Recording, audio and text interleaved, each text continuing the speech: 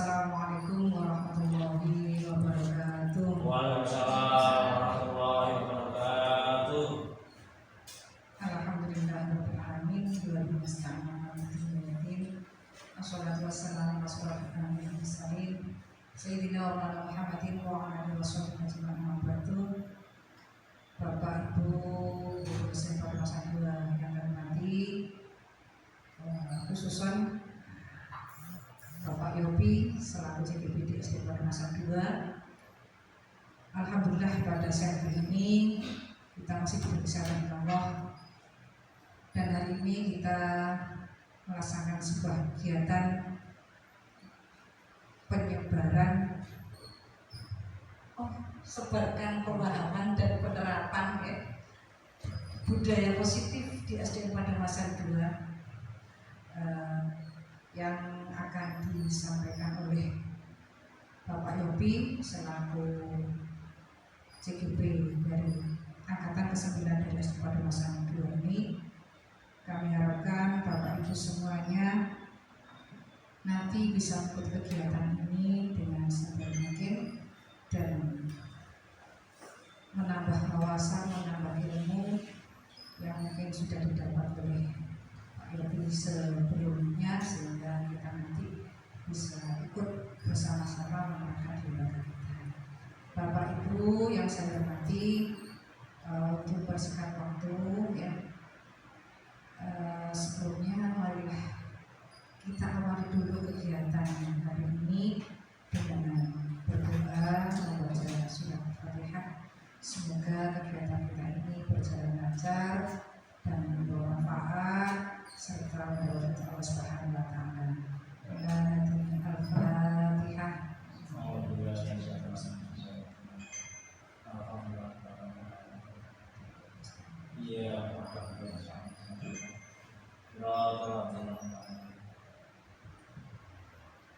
Terima kasih. Sebelumnya Pak Yopi menyampaikan sedikit kami sampaikan Alhamdulillah Pak Yopi ini sudah mengikuti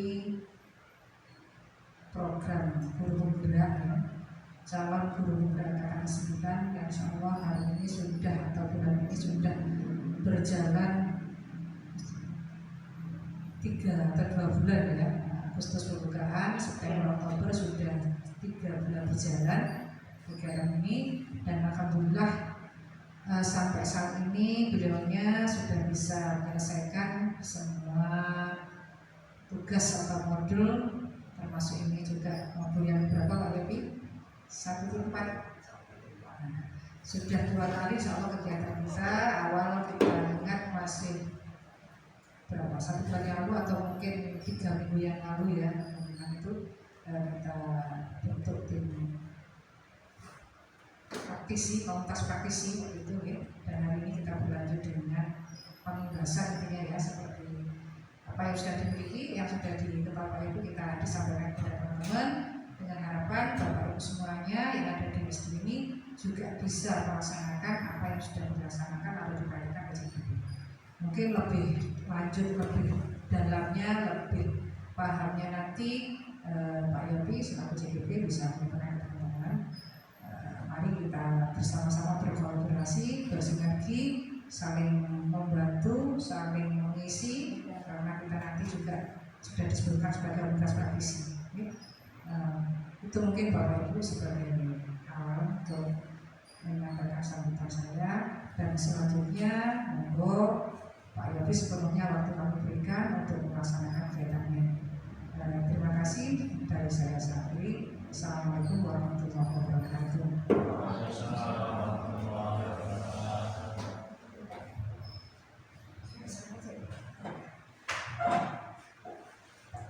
Terima kasih.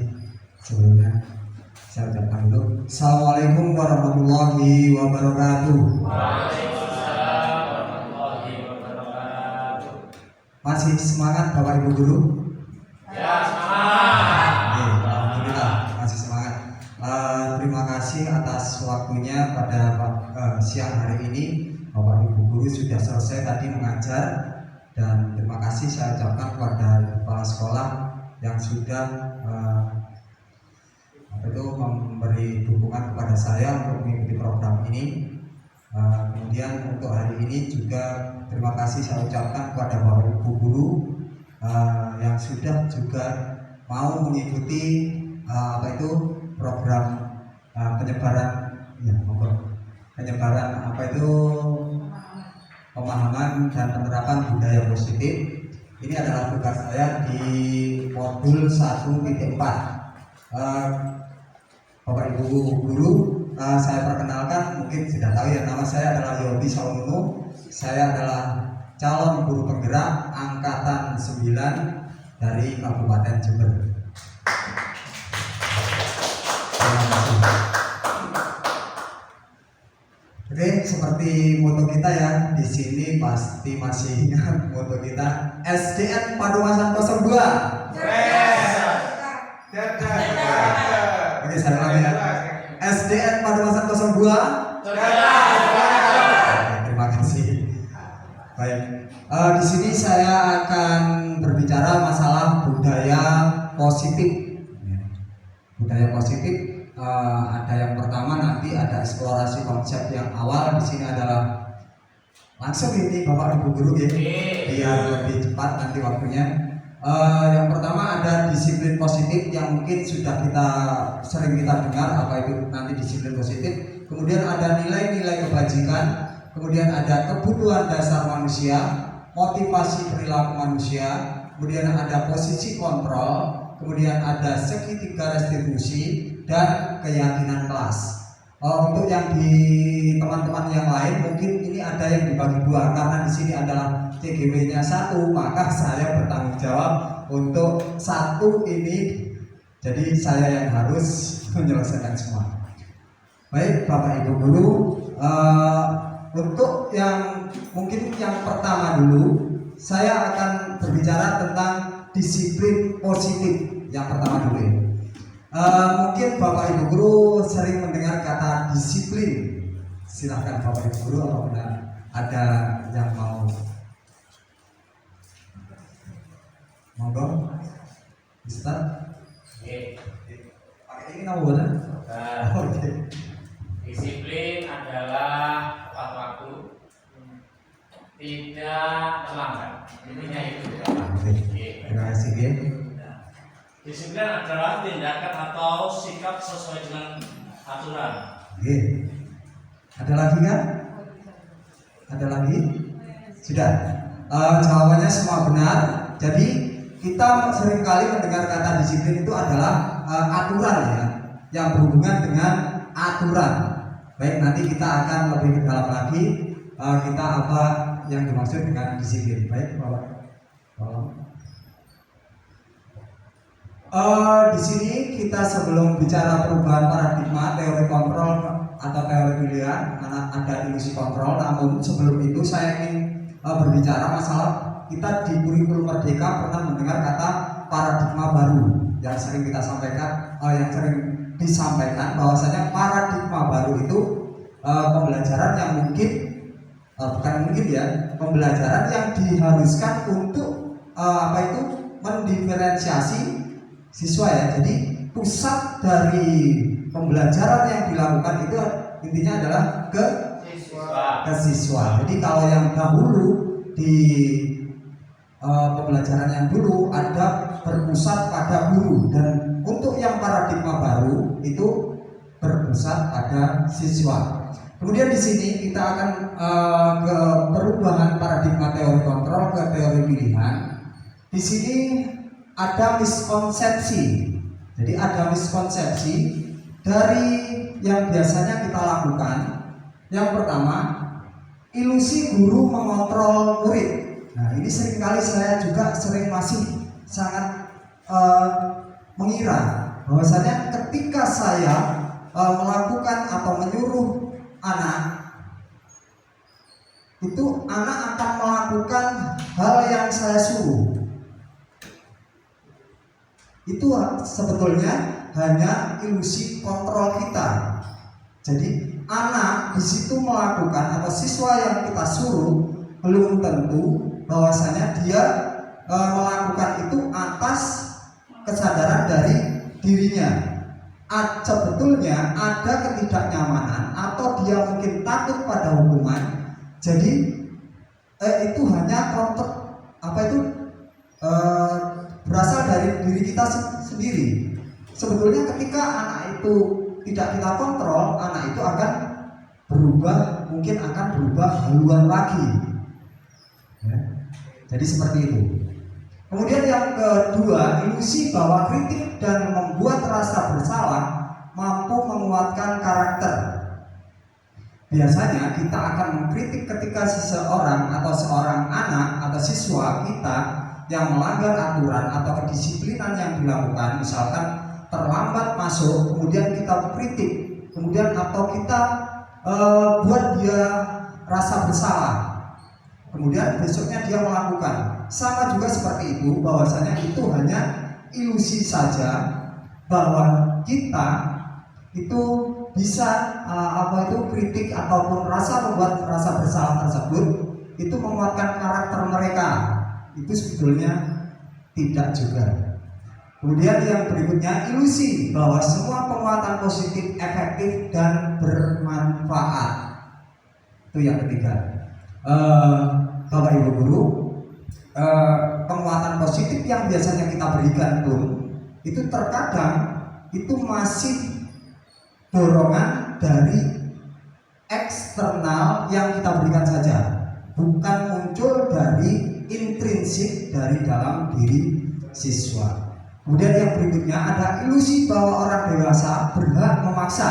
Jelas bahwa kita ini lebih kuat, lebih besar, lebih dewasa. Kita seolah-olah itu bisa mengontrol siswa kita. Sama juga dengan ibu kepala sekolah kita, seolah-olah bisa memaksa bapak ibu guru untuk melakukan ini, melakukan itu. Tapi terkadang ketika kita tidak punya kemauan sendiri yang datang dari intrinsik kita, ketika bapak ibu kepala sekolah tidak ada, kita agak maka inilah yang dimaksud dengan ilusi kontrol. Makanya nanti kita akan berubah ke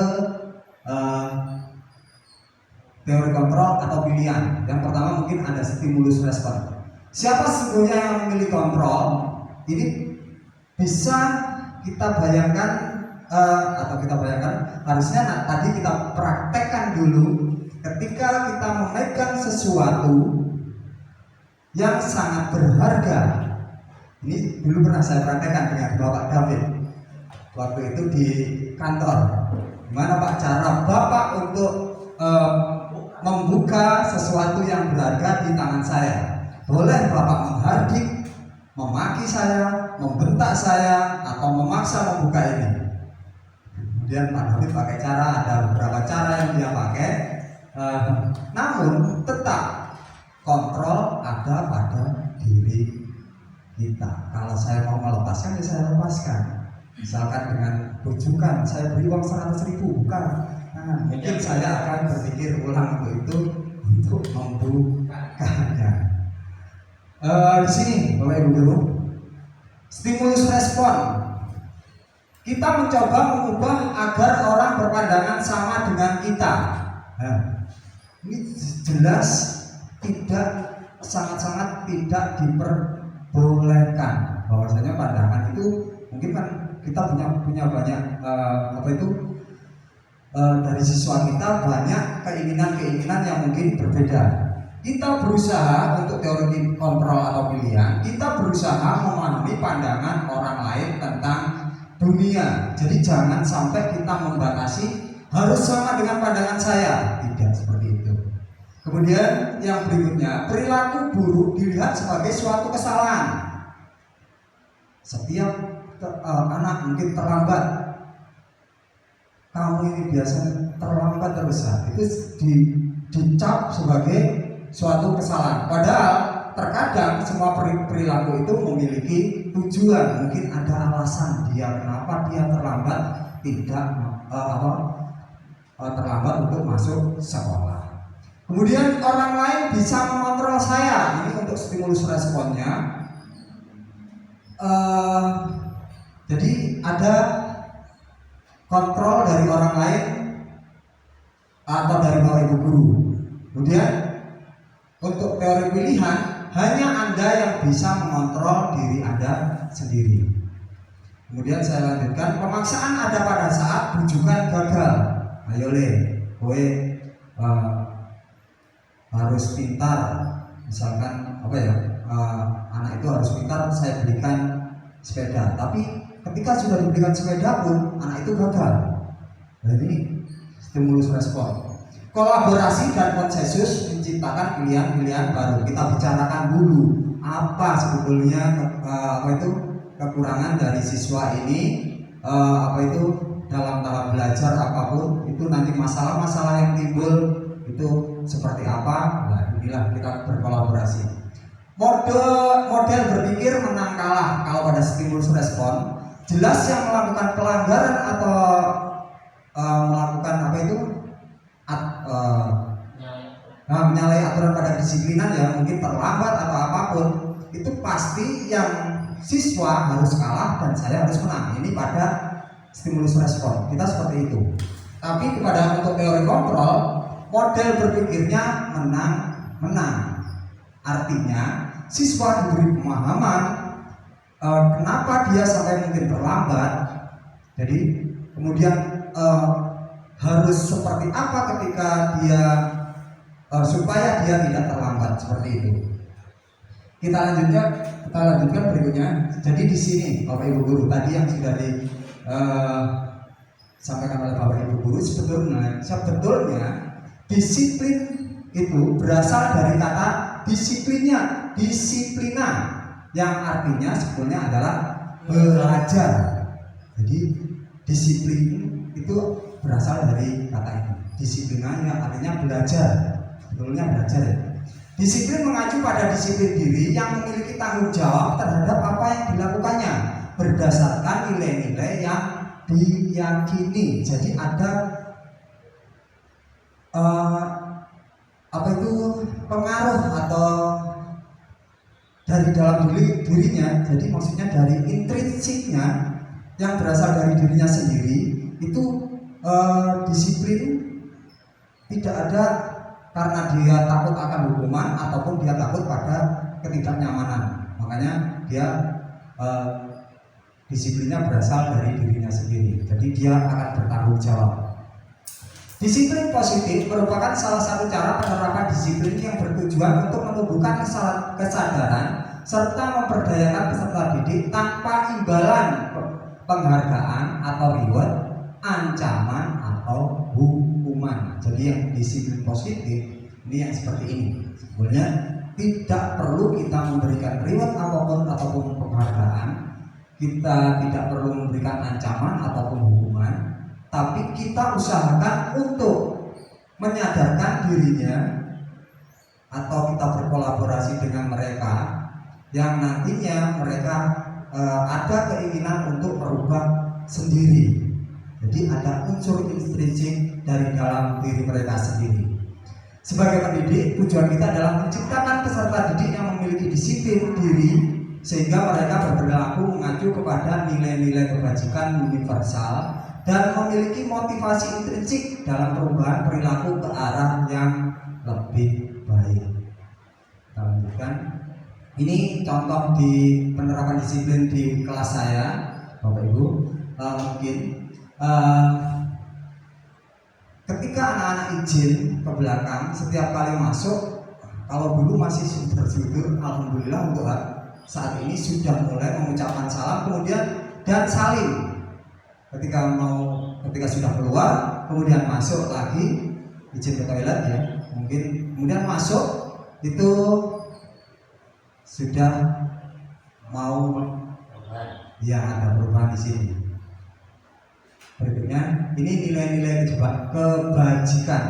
Masih semangat Bapak Ibu guru? Semangat. Masih fokus? Fokus. Masih fokus. Saya tanya dulu kalau masih fokus. Ya. Saya tanya dulu. Oke, clue-nya adalah fokus. Fokus ya. Ya. Ini berapa? 1. Yang ini? 2. Kalau yang ini? 3. Oke, Ya, sudah. Sudah. Yang ini, 2. kalau yang ini 4. bukan. Kalau yang ini adalah 3, berarti kurang fokus. Ini berapa Bapak Ibu? 3. Bukan, ini 1. Cluenya adalah fokus tadi ya, Bapak Ibu. Cluenya adalah fokus. Gimana? Fokus ya? Iya, Pak. Ini berapa Bapak Ibu? 1, Yang ini, 2, kalau yang ini, 3, berarti kalau ini 2. 1. Kalau ini, Yes. kalau ini, Ini tadi yang ini 1 kalau ya. ini, Tadi Pak, kalau ini kan ada kalanya. Iya, tadi kan saya ini, 1, yang ini, 2, kalau yang ini, 3. oke. Kalau yang ini, 3. Tapi kan kalau ini 2 beneran. yang ini, yang ini, Ya, 3. yang ini 2. Oke, berarti masih fokus. Terima kasih. Siap. Kita lanjutkan ya Bapak Ibu. Nilai-nilai kebajikan, sebetulnya nilai-nilai kebajikan di sini ada banyak,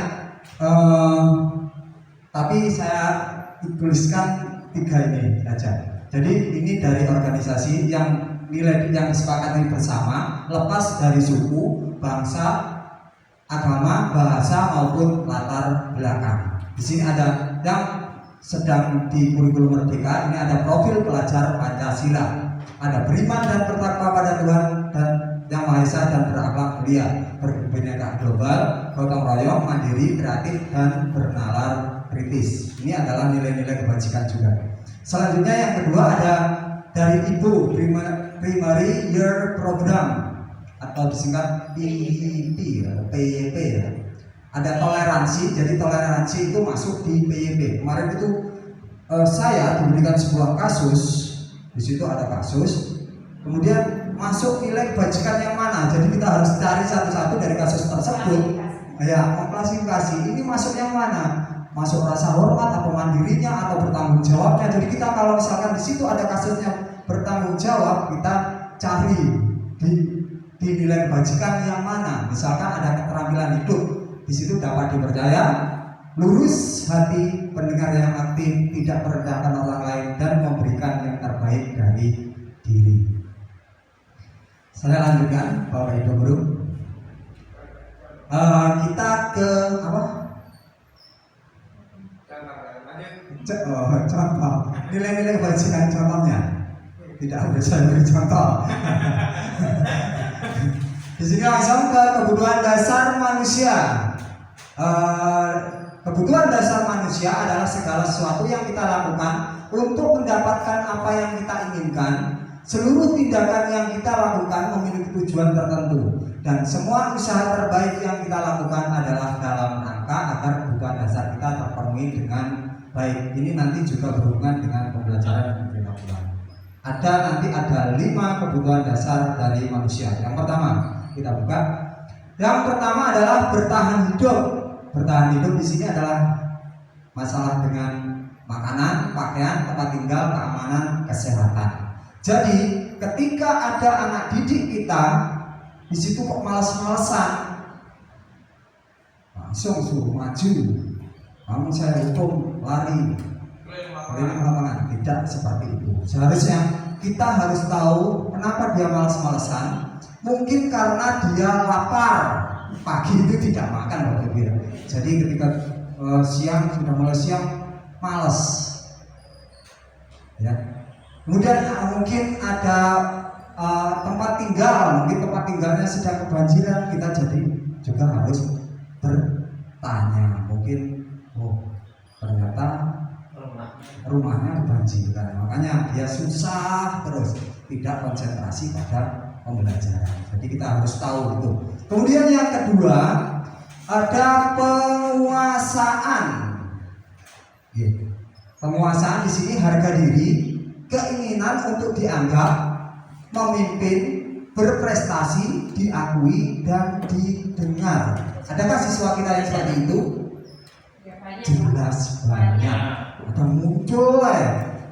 titik-titik maju, saya angkat tangan. Ada kita diperhatikan. Nah, seperti itulah. Jadi memang kebutuhan dari dia ya kita harus melayani dari siswa tersebut. Kemudian ada kasih sayang dan rasa diterima. Rasa diterima, dipedulikan, berbagi, kerjasama, menjadi bagian dalam kelompok. Jadi ada juga siswa kita yang mungkin kita lupa. Misalnya kita kelompokkan dalam suatu kelompok, kemudian siswa tersebut kok menengai, itu ada apa dia? Ya, kita bisa melihat kan kadang ada seperti itu yang diem, kok kayak aktif serawung dengan temannya. Ternyata mungkin karena di rumah dia tidak ada rasa kasih sayang dan teman-temannya di kelompok tersebut tidak ada yang peduli juga, jadi orang diajak, padahal dia kalau diajak sebetulnya mau ya, untuk melakukan itu. Kemudian juga misalkan ada yang mengganggu, kadang di kelas saya itu ada yang mengganggu, mengambil makanan dari temannya, jikuki konco temannya. Tapi kenapa? Dia sebetulnya hanya ingin ditegur.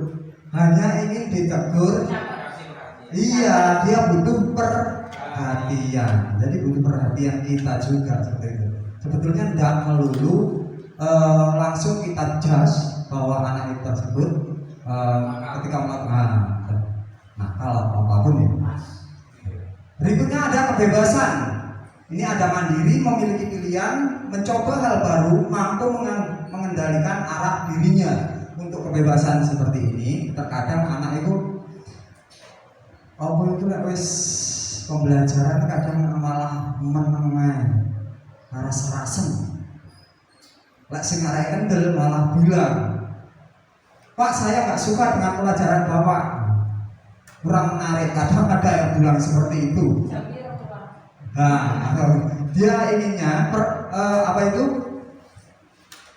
model pembelajaran dari yang kita berikan mungkin kurang menarik atau kurang bervariasi. Jadi boleh, dan juga mungkin itu kurang menantang juga. Jadi anak itu perlu kebebasan. Jadi ingin belajar itu di luar, Jadi enak belajar ini jomblo mungkin seperti itu ya. Jadi kita juga harus tahu seperti itu. Yang berikutnya adalah kesenangan bermain, humor, antusias, tertawa. Jadi jangan sampai ketika siswa kita tertawa, stop, jangan tertawa. Padahal belum tentu bukan itu maksudnya, dia suka mungkin dalam hal kecil saja dia bisa menganggap ini humor, padahal yang lain temannya mungkin hal biasa tapi dia menganggapnya humor. Jadi kesenangan dia. Selanjutnya ini ada motivasi perilaku manusia, Bapak Ibu Guru. Yang ini ada 3 motivasi perilaku manusia. Yang pertama ada untuk menghindari ketidaknyamanan atau hukuman, untuk mendapatkan imbalan atau penghargaan diri dari orang lain. Jadi mereka bersikap disiplin itu dikarenakan ini. Jadi mereka takut ada hukuman yang akan ditanggung. Jadi dia tidak nyaman. Jadi melakukan misalkan sesuatu tidak piket misalkan, dia takut.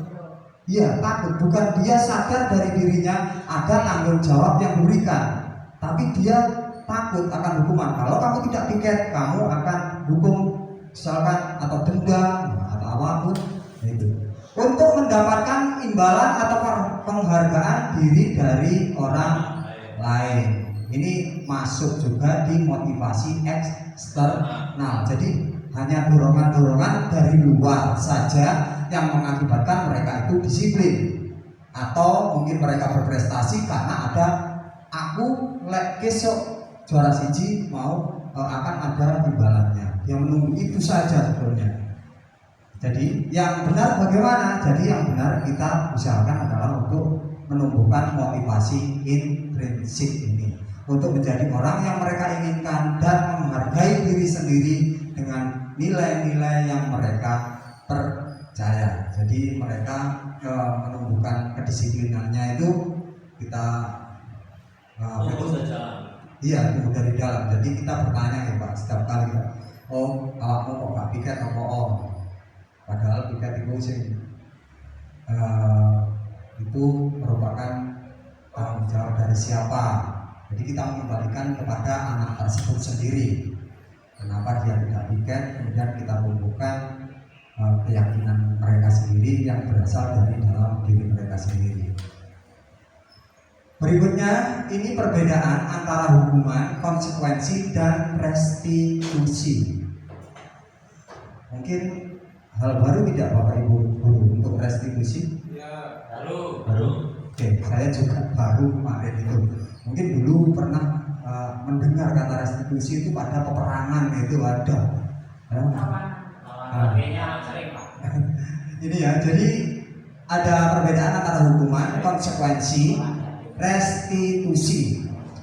Kalau hukuman ini tidak terencana, tiba-tiba, misalkan anak bertengkar dengan teman, ketika kita langsung, terus kamu harus menghormati bendera selama 30 menit.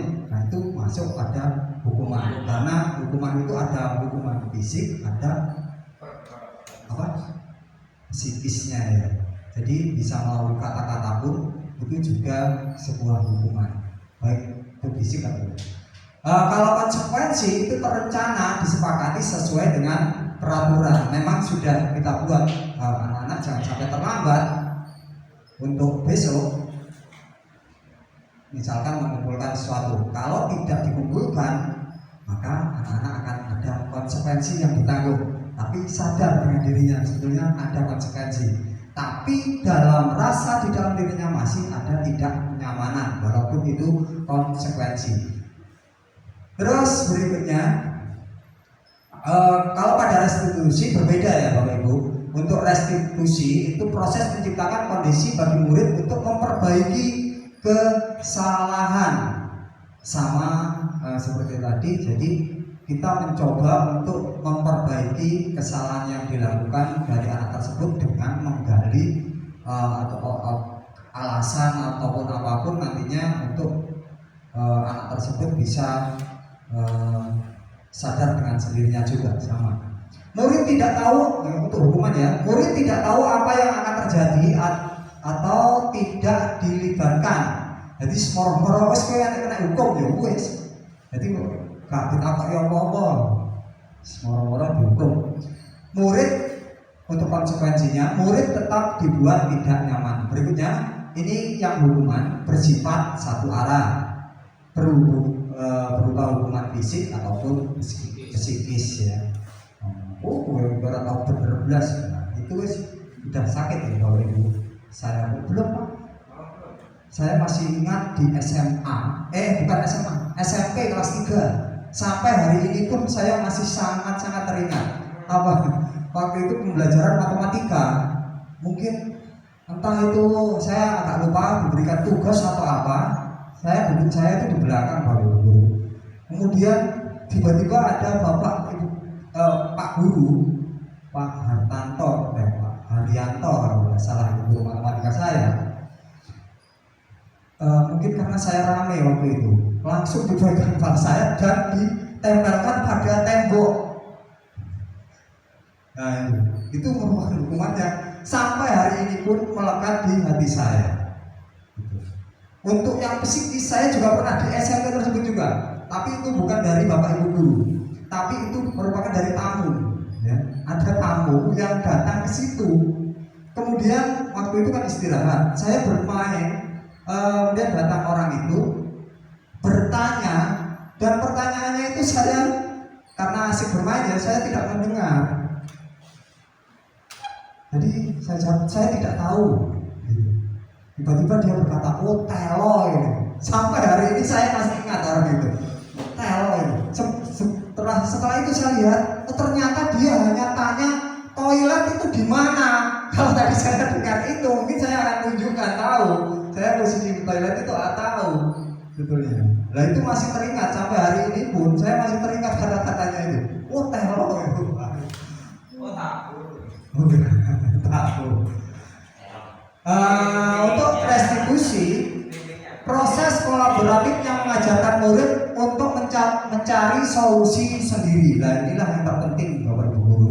Jadi yang terpenting siswa kita nanti kita ajarkan untuk mencari solusi sendiri ketika menghadapi sebuah masalah. Kita hanya mendorong saja ya. Jadi mencoba bukan berarti kita menasihati ya. Kalau yang menasihati itu masih dalam tahap eksternal, kita dari luar saja. Tapi kita mencoba menggali dari anak tersebut mengapa melakukan kesalahan ini dan apa akibatnya, kita tanya terus. Nanti supaya tumbuh dalam dirinya, oh saya ternyata salahnya di sini. Seperti itu Bapak Ibu Guru. Masih semangat Bapak Ibu Guru? Alhamdulillah kalau masih semangat. Baik, kita lanjutkan ya untuk 5 posisi kontrol guru di sini. Ada 5, ada penghukum, pembuat rasa bersalah, teman, pemantau atau manajer. Bapak Ibu Guru kira-kira ada di mana? Teman. Alhamdulillah.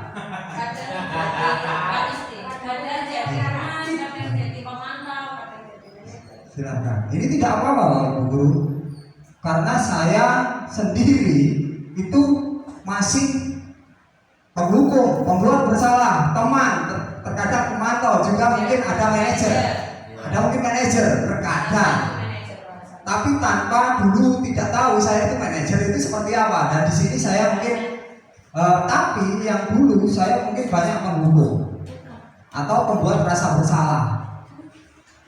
Oke, bisa dibuka slide berikutnya. Penghukum itu seperti apa? Jadi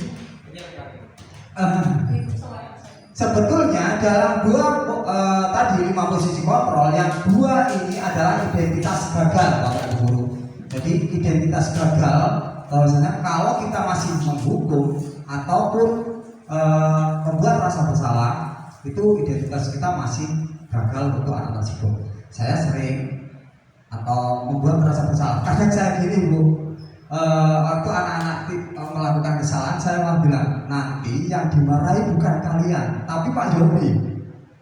Jadi dulu itu adalah senjata saya. Nanti yang dimarahi oleh Bu Sol bukan kalian ini ya anak-anak, tapi Pak Yobi. Saya begitu dulu. Nah, itu adalah senjata saya dulu, tapi alhamdulillah sekarang sudah mulai berkurang. Jadi ini untuk motivasi identitas gagal yang pertama penghukum. Ini misalkan guru berkata yang untuk penghukum, menghardik, menunjuk-nunjuk, menyakiti ataupun menyindir. Kalaupun untuk membuat rasa bersalah itu berceramah dan mengatakan seharusnya ibu kecewa, kamu kok gini sih. Nah, akhirnya timbul rasa bersalah dalam hatinya. Itu. Kalau juga misalkan kalau ini yang guru berkata untuk penghukum, kalau kamu tidak melakukannya, awas, rasakan ya. Kalau untuk membuat rasa bersalah, kamu seharusnya atau kamu sudah tahu, ibu lelah sekali mengatakannya, ibu stres. Ya. Jadi seolah-olah anak itu dibuat merasa bersalah karena dia bersalah, tapi ada tanggungan dari dalam dirinya. Kalau teman membuat alasan-alasan untuk muridnya, berusaha kita contoh ya misalkan dalam tata tertib upacara mereka tidak pakai topi. Kalau kita memposisikan diri kita sebagai teman, mungkin kita akan rangkul dia, nggak apa-apa ya, saya ini gue gak pakai topi, tapi besok saya ganti ya.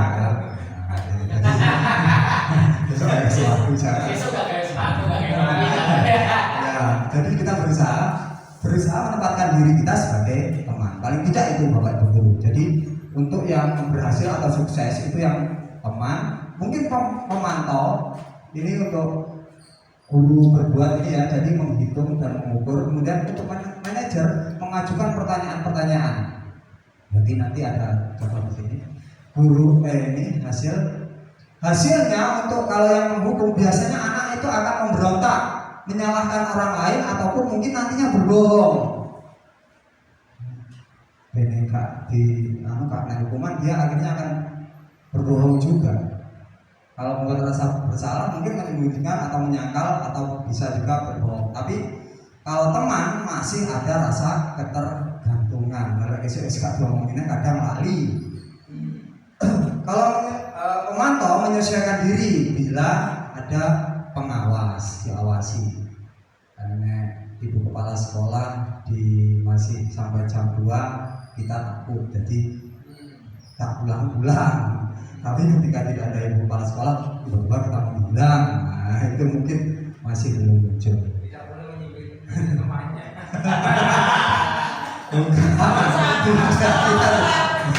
Di sini tidak ada yang disindir atau tersindir.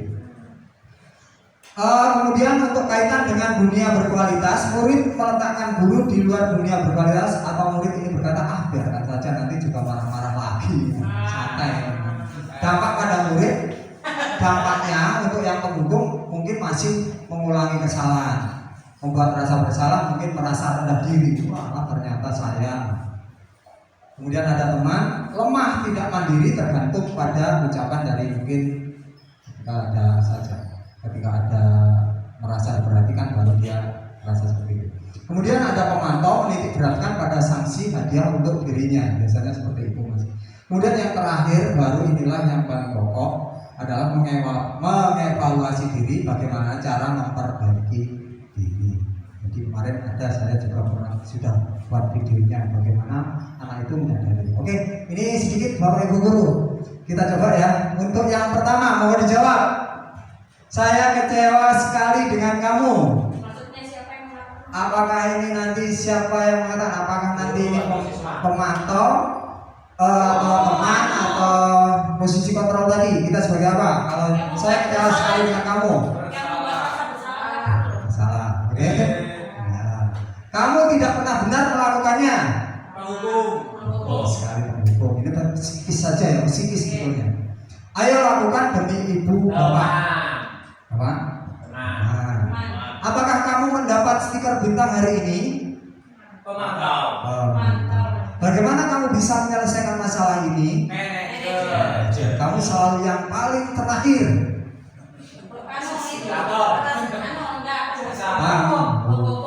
Silakan dibuka Pak. Benar atau tidak tadi? Tidak ada jawaban. Tidak ada. Oh, harusnya ada, berarti slide-nya tertinggal. Tapi Bapak Ibu guru, alhamdulillah saya kira itu tadi betul. Kita bisa membedakan antara itu ada 5 posisi kontrol, penghulu, kemudian pembuat rasa bersalah, ada teman atau sebagai teman, atau pemantau atau sebagai manajer. Paling tidak kita harus berusaha sebagai Teman. ya minimal itu. Kalau bisa kita sebagai manajer meyakinkan anak-anak kita bahwasanya ketika melakukan kesalahan, dia menyadari akan kesalahannya sendiri, tapi yang berasal dari dalam diri mereka sendiri, dan jadi memperbaiki dari dalam diri mereka sendiri, intrinsiknya. Kemudian ini ada segitiga restitusi. Ini biasanya yang melakukan kita berada di tahap mana nanti, yang setiap kali ada masalah kita bisa melakukan ini segitiga restitusi. Biasanya yang melakukan untuk posisi kontrol manajer. Yang pertama ada menstabilkan identitas. Ini yang pertama ya. Jadi Bapak Ibu dulu menstabilkan identitas. Kemudian yang kedua validasi dulu kebutuhan atau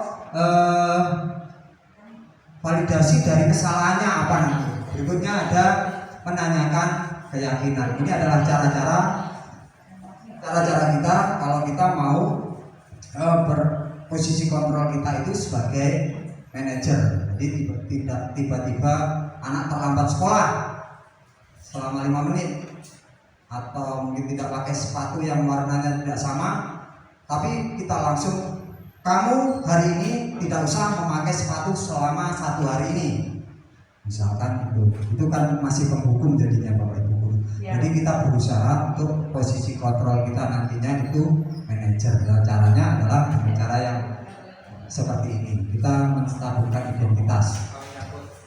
Untuk menstabilkan identitas di sini, ketika ada mungkin pertengkaran atau apapun masalah yang terjadi di sekolah kita nanti, kita yang pertama adalah menstabilkan identitas.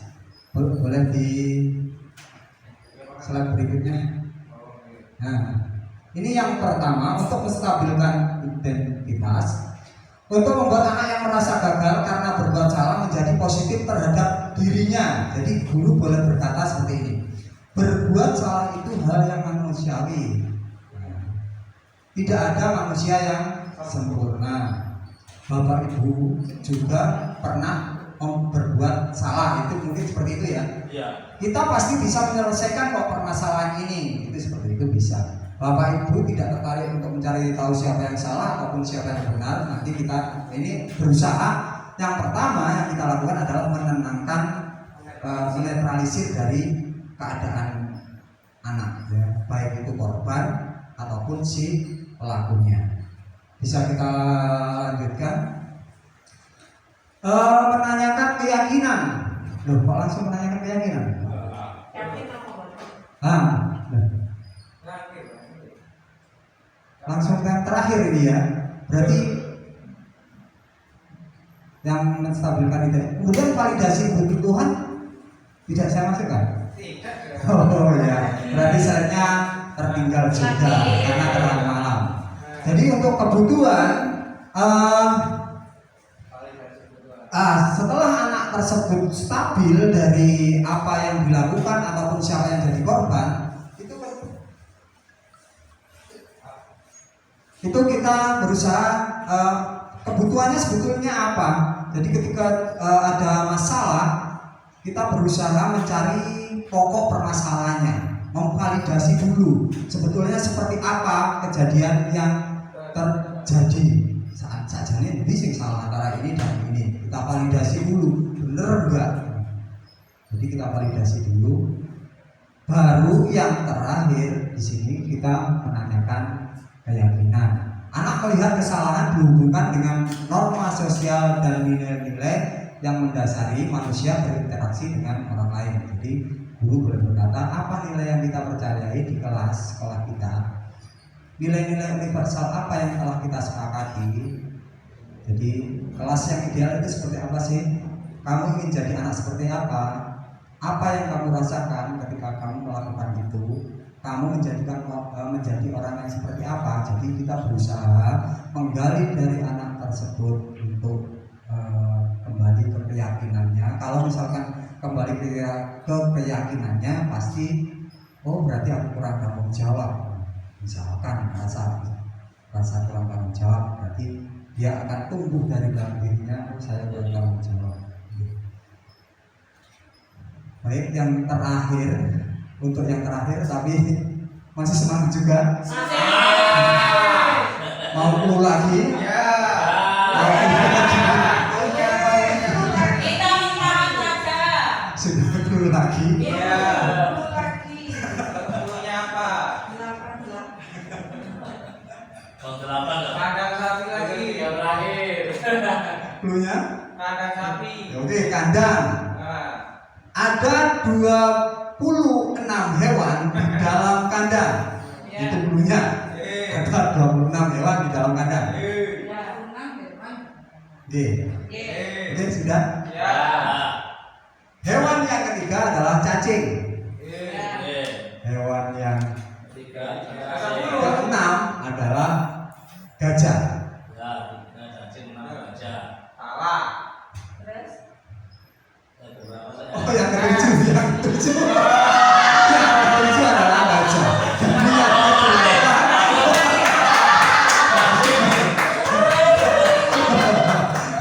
yang kedelapan adalah hewan apa, Bapak Ibu guru? Ulangi lagi. Cluenya ada 26. Yang ke-8 dari saya tahu yang ke-10 jalan kan? Boleh. Yang ke-10 jalan kan? Pinter ya. Apa ya? Waktu saya juga Dalil. Hah?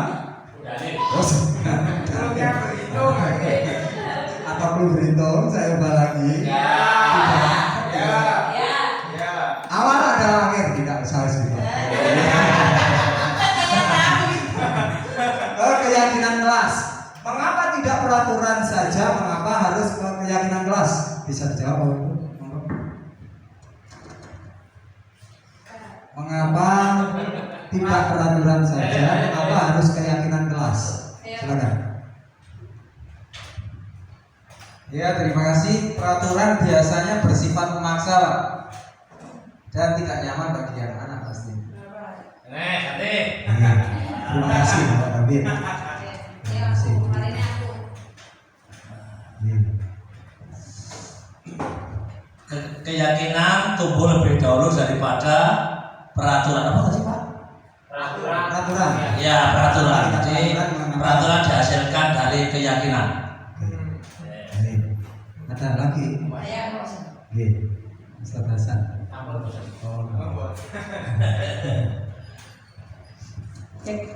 Mengapa pertanyaan gini? Mengapa tidak peraturan saja? Mengapa harus keyakinan kelas? Ya karena ketika kita hanya melakukan peraturan saja tanpa keyakinan, maka yang dirasakan anak-anak itu adalah sekedar untuk yang seperti Pak Yofi bilang tadi, sekedar ben oleh hukuman atau ben oleh reward. Padahal dengan keyakinan mereka melakukan sesuatu itu dengan kesadaran dan memang butuh dengan keadaannya seperti itu. Ya seperti kita misalnya mau sholat misalnya. Nah, kalau hanya sekedar mengingat kok gak sholat masuk neraka gitu, tapi bukan menjadikan kebutuhan, ya maka akan terasa agak mamang gitu loh ya. Tapi kalau memang itu dianggap kebutuhan, maka ya lebih nyaman atau keyakinan, maka ya akan lebih nyaman dilakukan dan menjadi biasa gitu. Karena memang pembiasaan itu diawali dari peraturan yang dibiasakan gitu. Terima kasih. Oke, terima kasih. Beri tepuk tangan untuk kita semua. Terima kasih.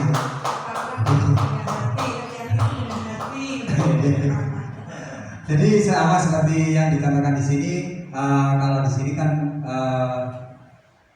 di sini ada pemakaian helm ya. Kalau kita hanya takut pada aturan itu biasanya ya itu karena takutnya adalah karena ada hukuman ataupun ya kena tilang, tapi tidak berasal dari dalam dirinya. Saya memang bertujuan untuk melindungi diri saya sendiri, tidak seperti itu. Jadi kalau keyakinan itu nanti merujuk pada saya memang kebutuhan saya seperti itu. Ada 3 contoh di sini mengapa kita memiliki peraturan 3M yang dulu ini ya, mungkin karena contohnya dulu menggunakan masker, kemudian mencuci tangan dan menjaga jarak 1,5 meter. Ini waktu Covid. Jadi karena saya ambil langsung comot ya, contohnya makanya contoh lama. Mengapa kita memiliki peraturan harus datang tepat waktu pada saat mengikuti pelatihan? Itu karena aturan atau kadang akhirnya seperti apa? Iya. Kalau nanti tidak ada niatan dari dalam dirinya. Untuk mendukung motivasi intrinsik, kembali ke nilai-nilai keyakinan lebih menggerakkan seseorang dibandingkan mengikuti serangkaian peraturan. Baik Bapak Ibu Guru. Yang terakhir Pak, mungkin masih ada ya? Terima kasih. Ya ini yang terakhir sekali Bapak Ibu Guru. Jadi ketika kita pembentukan keyakinan kelas ini, jadi kalau kita membuat peraturan atau peraturan di sekolah ataupun nantinya peraturan di kelas, ini keyakinan ya maaf, kok peraturan. Keyakinan ini bersifat abstrak saja. Kemudian ada berupa pernyataan universal yang umum-umum saja. Terus berikutnya dibuat dalam pernyataan positif. Ketika kita buat keyakinan, jangan di situ di kelas itu misalkan jangan buang sampah di kelas. Iya, kalimatnya tidak usah pakai jangan. Jadi itu masih bersifat yang negatif anak-anak. Jadi masih karena kayak ada peraturan seperti itu, masih peraturan. Jadi berusaha jangan sampai ada misalkan kalimat jangan membuang sampah dalam kelas. Tapi boleh seperti itu, buang sampah pada atau jaga kebersihan kelas kita. Seperti itu saja. Jadi usahakan kalimat-kalimat tersebut positif. Kemudian yang berikutnya sedikit saja, nggak perlu banyak-banyak seperti tata tertib kita itu kan ada di sini nggak ada, di kelas 4 ada. Tata tertib kita itu ada banyak sekali. Ya, Sekarang kelasnya ada berapa? 6. Oke, cukuplah. Saya hanya 4. Saya hanya 4 saja aturannya. Oh, aturannya, keyakinannya. Semua warga sekolah kelas dilibatkan saat membuat keyakinan kelas. Jadi anak-anak kemarin pakai di slide ini ya. Jadi semua anak-anak saya ajak memang menuliskan di sticky note. Semuanya menuliskan apa yang mau untuk keyakinan kelas kita. Jadi tuliskan, semua anak tuliskan, baru kita simpulkan menjadi beberapa keyakinan tadi. Di sini di sekolah kita sudah banyak. Jadi seperti kebiasaan itu juga nantinya kita berusaha untuk menumbuhkan keyakinan dari mereka yang berasal dari dalam diri mereka sendiri. Baik Bapak Ibu Guru, sampai di sini saya kira cukup, dan apabila ada kesalahan dari saya, baik itu bertutur kata ataupun apapun tadi, menyampaikan materi ini kurang atau lebihnya, saya mohon maaf dan saya akhiri. Wassalamualaikum warahmatullahi wabarakatuh.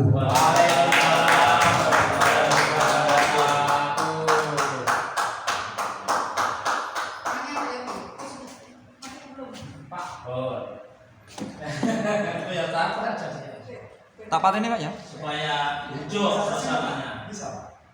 Mau saya ngapain Pak?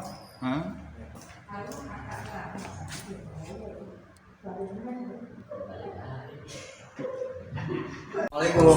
Waalaikumsalam. Adiba. Ya, Tadi saya dengar dari teman-teman kamu yang di kelas, katanya tadi kamu itu baru saja benar nggak? iya Pak. Kenapa itu? Karena saya diejek tidak melaksanakan piket kelas Pak. Lalu sampai apa? Sampai saya melempar spidol ke teman saya. Sampai kelas? Iya, Oh gitu. Tapi itu membuat kamu kesal ya? iya Pak. Terus selain melempar spidol itu adakah tindakan lain yang kamu lakukan? Tidak Pak. Jadi aku mungkin mengerti perasaan kamu juga ya kan? Karena tadi diejek sama teman-teman ya? Ya, Diejek karena tidak melaksanakan. piket. Kenapa itu alasan kamu tidak melaksanakan piket? Saya terlambat datangnya Pak, sama banyak urusan di rumah. Oh, jadi masih ada tugas di rumah sampai kamu telat. Tapi biasanya kamu tidak seperti itu kan? Tidak. Ya. Terus kamu tahu nggak kesepakatan kelas kita? Tahu Harusnya apa itu? Menjaga kebersihan, kelas. menjaga kebersihan kelas. Nah, jadi membersihkan kelas itu adalah apa? Kesepakatan kita adalah Hak ada tanggung jawab tanggung jawab siapa? kita. Nah, pertama kalian ya, bukan Pak Yopi ya yang tanggung jawab, bukan Pak Yopi. Terus tadi kan hari ini kan sudah tidak marah kan? Tidak. Tidak marah. Jadi apakah kamu bersedia memperbaiki kesalahan kamu tadi? Oh, ya saya anggap bukan kesalahan ya, tadi mungkin karena mungkin ada alasan kamu tidak bisa piket itu karena banyak. Untuk kedepannya kamu bisa apa itu? Ya bagus, kamu bagi tugas ya antara bagi tugas yang ada di rumah dengan yang ada di Sekolah. selesaikan dulu tugas-tugas yang ada di rumah, baru selesaikan di sekolah. Itu bentuk dari kedisiplinan. Bukan Wah, sampai di sini kamu sudah tenang kan? Tenang. Kalau gitu kamu kembali lagi ke kelas. Terima kasih Pak. Oke, sama-sama. Assalamualaikum. Waalaikumsalam.